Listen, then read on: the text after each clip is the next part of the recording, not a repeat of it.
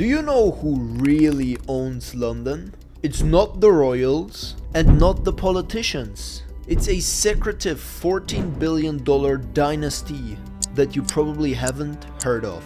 However, as you walk on London's cobblestone streets, chances are you're stepping on their empire. They have a lineage dating back 1,000 years.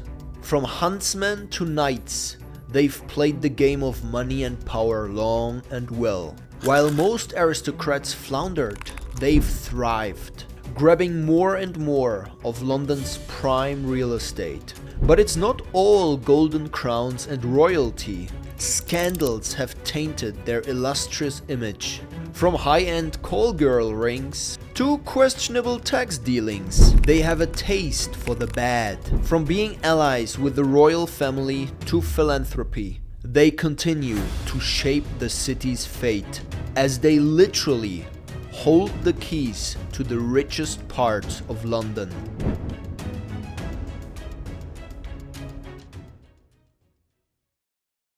Picture this, you're just chilling in London, the big city where modern architecture meets ancient streets spill in stories from way back. As you stroll, you're gonna hit up some big shots like Buckingham Palace, Tower of London, and whatever this thing is supposed to be. But here's the scoop. While you're walking these twisty streets and encountering all of London's wonders, chances are you're stepping on land owned by a classic British billionaire family.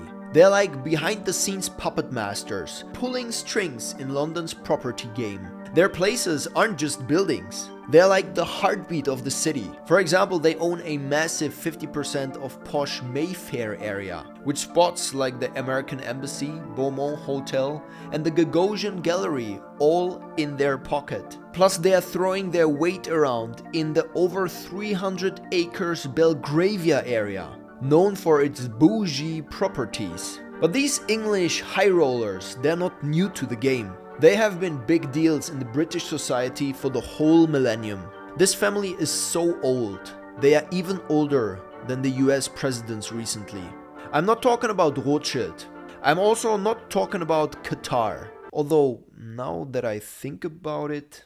Anyways, I'm talking about the Grosvenor family. Yes, Roundtree. No. Yes, Grosvenor. No, don't. The story of the Grosvenor family kicks off with a dude named Sir Richard Grosvenor, the first baronet. Way back in 1585, in the freezing cold of January, this guy bursts onto the scene. Just to give you the vibe of the time, this proper lad is getting knighted when Shakespeare is still doing his thing and the King James Bible is making waves. After going to Oxford and becoming the big shot High Sheriff of Cheshire, he snags a knighthood from King James I in 1617. But Sir Richard isn't just about titles. He's a people's person too. In 1625, he's the charismatic Member of Parliament for Cheshire, winning hearts and votes. We can only judge how that looked like back then, judging from today's Parliament scenes.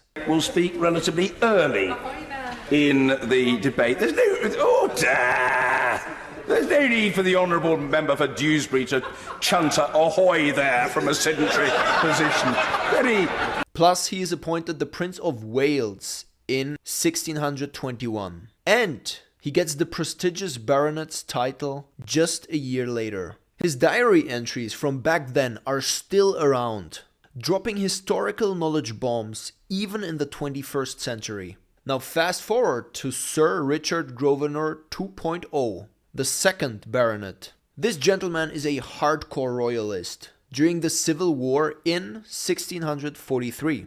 He does the same sheriff gig his old man does, kicking Parliament supporters out of the Battle of Edgehill. So for amateur observers, it seems like not much has changed in the past 400 years. I will not tolerate such behaviour. If you want to go out now, but if you stand again, I'll lord you out. Make your mind up. Either shut up and get out. He even gets the title of the Prince of Wales. Later on, in 1659, he teams up with Sir George Booth for a royalist uprising, even though it doesn't exactly go as planned.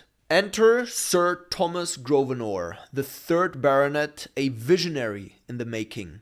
This guy is the brain behind the operation, the Jim Simons hedge fund mastermind, laying the groundwork for the Grosvenor property empire. And this might be interesting for the OGs among you that have been following me around for months and years. A couple of days ago I asked who wants to join our workation in Bali, and I thought maybe a few people want to join us. Essentially, I'm renting a nice villa in Bali in spring 2024 for 1 to 2 months, and I'm inviting friends, colleagues and investors from finance and media. Just working, learning from each other, and of course also having a bit of fun. But I was absolutely surprised that so many of you texted me and wanted to join. So I wanted to put this out here on YouTube too. If you're interested, fill out the form in the description below. The dates will be probably around February to April, and we'll aim for 10 to 20 people, including my friends and colleagues. And people will probably go in and out, right? Some people will stay longer, some will stay shorter, and that's fine. And although the focus is mostly on working and just being there, enjoying our time, we'll probably also do 1 to 2 mini workshops per week where we just talk about what we do, what is the industry dynamic that we work in, so that we can all learn from each other, build genuine friendships, and build some empires together probably. We're not doing this commercially, so whatever the villa ends up costing, that's the price. I would assume per person around $350 per week. And we're only taking care of the accommodation and maybe some cigars, but flights, food, that is all on you. And once you fill out the form, if there's too many people who are interested, we'll be making a selection based on your availability and also based on your LinkedIn profile, so that we gather a really cool, ambitious crowd. And now back to the mastermind, Sir Thomas Grosvenor. He built a fancy house that we now know as the Eaton Hall in Cheshire. This place isn't just a house though, it's like a whole vibe, with gardens, farmland and parkland. It isn't just about the Grosvenors, it brings some shine to the whole Cheshire crew. Then, in 1677, Sir Thomas gets hitched to Mary Davies. Her dowry, Ebery, is like a golden ticket for the Grosvenors. This 500-acre patch of land turns into the fancy districts of Mayfair and Belgravia. The Grosvenors don't just sit around though. They take a meadow and turn it into some of London's hottest addresses. Now let's finally talk about business. The first modern Grosvenor, Hugh Lupus, the first Duke of Westminster. This guy is a big deal in Victorian times. Not just for owning land, but also for being a horse fanatic. His influence over London's rich spots starts in the 1800s. While other fancy families are struggling with the changing economy, the Grosvenors hit the jackpot with London's urban boom. And Hugh Lupus doesn't just sit on his fortune. He invests and plays the game smart. By the mid-1800s, he transforms Belgravia and Mayfair into the ritzy areas we know today. And in 1852, he adds a royal touch to the family when he marries his cousin, Lady Constance Sutherland Leveson Gower. What a name. Even Queen Victoria shows up at the wedding. Talk about a power move. The big moment comes in 1874 when Queen Victoria recognizes the Grosvenors' role in changing London. Hugh Grosvenor snags the grand title of Duke of Westminster. That sounds super weird to us business-minded people, but that's like the VIP pass to the top tier of British elites. In the 20th century, the Grosvenor family keeps on growing their property empire. Like Blackstone's Stephen Schwarzman in the US, they snag more places in Scotland and back home, showing they know how to play their cards right. The Grosvenors are rolling in wealth, and everyone in Britain knows it. They aren't just lucky. I mean, sure, they inherited millions and billions, but they're also smart leaders who know how to make the most of their time. Then comes Hugh's son, Gerald Cavendish Grosvenor, the 6th Duke of Westminster. This honorable gentleman takes the family fortune to a whole new level. And under his reign, the Grosvenor group starts looking the way they look today, like a proper conglomerate. But first he makes them the kings of top-notch real estate. By the 1950s, the Grosvenor name is like a stamp of approval in the real estate game, not just in London, but beyond. Gerald, as the big shot chairman of the Grosvenor group, guides the company to insane heights of success. In the first ever Sunday Times Rich List in 1989, Gerald Grosvenor is named the second richest person in the UK. His wealth is, no joke, £3.2 billion back then, which is like 8.47 billion in today's terms. Only Queen Elizabeth II herself could have stacked up against him. And you could stack up to them too if you would just subscribe. I mean, I literally deconstruct billionaires every week. If you don't take any serious learnings from that, well, you should be worried. Now, Gerald Grosvenor isn't just about stacking cash. He is a leader that takes the Grosvenor group to new levels of expansion and diversification. Under Gerald's watch, the company branches out into different areas and places. They get into urban property, food, agtech, and rural estates. In the city, like Washington, D.C., Grosvenor plays a big part in making urban areas pop. Since 1988, their food and agtech game is strong, investing in companies changing the game in food and farming. With a solid team, they manage over 25 companies, making waves in food, farming, and keeping things green. They are no Apollo or Blackstone, but they are no joke either. And don't forget the rural game. Grosvenor is all over it. They handle agricultural, residential, and commercial projects in rural Cheshire and parts of Chester city centre. And here's the fascinating thing about these old money royals. Something most old money family, honestly, I think, screw up. The modern Grosvenor empire isn't just about keeping their wealth. It's about growing it. And being smart about making friends with the monarchy. They go from being regular nobility to being tight with the royals and doing big business with them. It's honestly a masterclass in staying on top of the game. If any old money aristocrats watch this video, take note. The Grosvenor family's shiny history isn't all sunshine and rainbows though. Behind their fancy story, there are a couple of shady bits. More specifically, they hit a rough patch in the late 2000s. Gerald Cavendish Grosvenor, the 6th Duke of Westminster, finds himself in a bit of a messy scandal around 2008.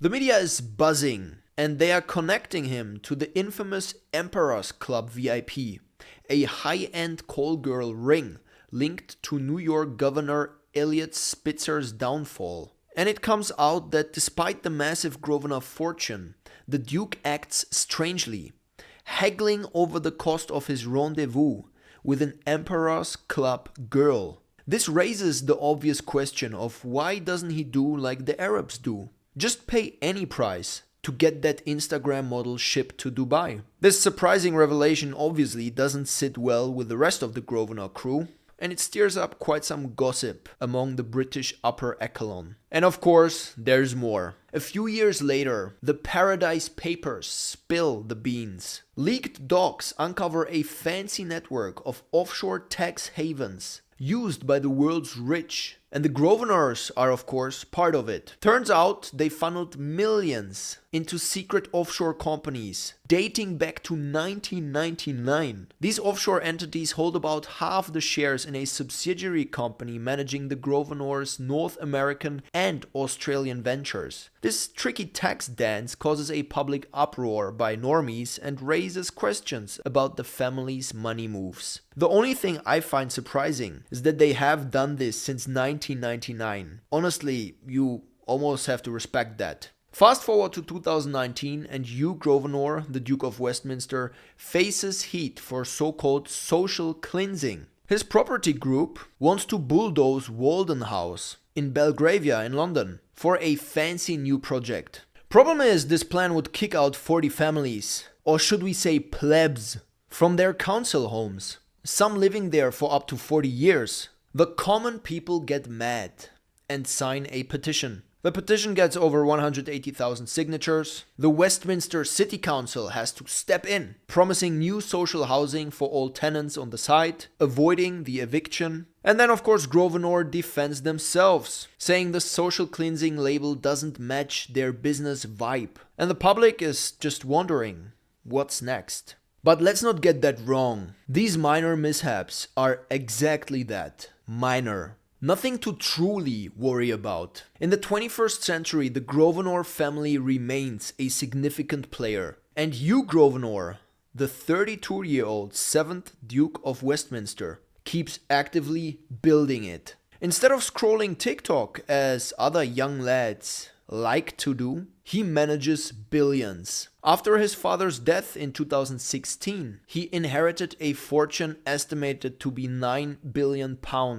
Of course, as any wise capitalist knows, this wealth is best held in a trust fund. So Hugh is a beneficial owner, but not the legal owner of this trust fund. And of course that means tax exemption. This gives him more leeway to manage the today's Grosvenor empire. They own half of Mayfair, with properties like the American Embassy, the Beaumont Hotel and the Gagosian Gallery. And they possess 300 acres in Belgravia, along with other notable locations such as the Biscuit Factory in Bermondsey, St. Mark's in Mayfair and Eaton Square in Belgravia. On top of that, their real estate ventures extend beyond the UK, encompassing estates in Cheshire, Lancashire, Scotland and Spain. The Grosvenor Group is a major player on the global stage. What they do well is they handle both historic buildings and modern developments, and they often incorporate amenities like sports facilities and shopping centers.